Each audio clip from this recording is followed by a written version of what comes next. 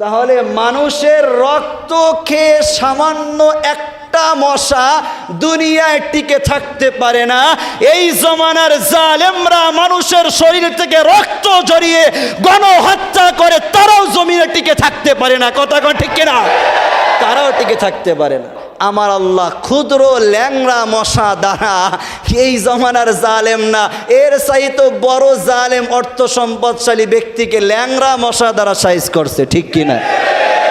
এটাই আল্লাহ বলেন, ইন্নাল্লাহা লা ইস্তাহি আইয়াদরিবা মাসালাম মা বাউদাতান ফামা ফাওকাহা। নিশ্চয় আল্লাহ তাআলা মশা দ্বারা উদাহরণ দিতে লজ্জা বোধ করে না। আল্লাহু আকবার বলেন। মশার উদাহরণ আল্লাহ দিয়েছে কোরআনে, স্পষ্ট আয়াত মশা দ্বারা সাইজ করেছে।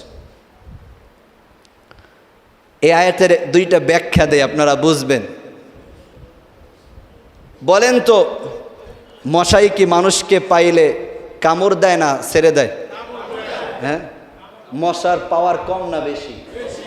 যদিও এক থাপ্পড়ে কয়েকশো মারা যায়, ঠিক না? কয়েকশো মারা যায় না?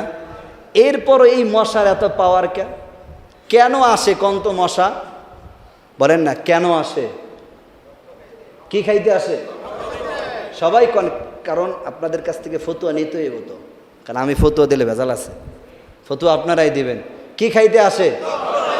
রক্ত খাইতে আসে। কোন তো রক্ত খাইয়ে সে বাঁচে না? রক্ত আমার শোনেন, আগে শেষ করতে দেন। রক্ত খেয়ে এই মশা তার জীবিকা উপার্জন করে, এই জন্য তো রক্ত খায়, ঠিক না? মজা লাগে, ভালো লাগে।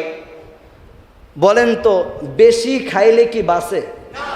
হ্যাঁ, পৃথিবীর মধ্যে কোনো মশা রক্ত বেশি খেয়ে জীবিত ছিল উদাহরণ আছে? হ্যাঁ, তাহলে মানুষের রক্ত খেয়ে সামান্য একটা মশা দুনিয়ায় টিকে থাকতে পারে না। এই জমানার জালেমরা মানুষের শরীর থেকে রক্ত ঝরিয়ে গণহত্যা করে, তারাও জমিনে টিকে থাকতে পারে না। কথা কন ঠিক কিনা? তারাও টিকে থাকতে পারে না। আর কি দিয়ে বুঝাবো? সায়েন্স বলে, আল্লাহ এখানে কোরআনে বাউদুন বলে নাই, বাউদাতান বলছে। কি বলছে?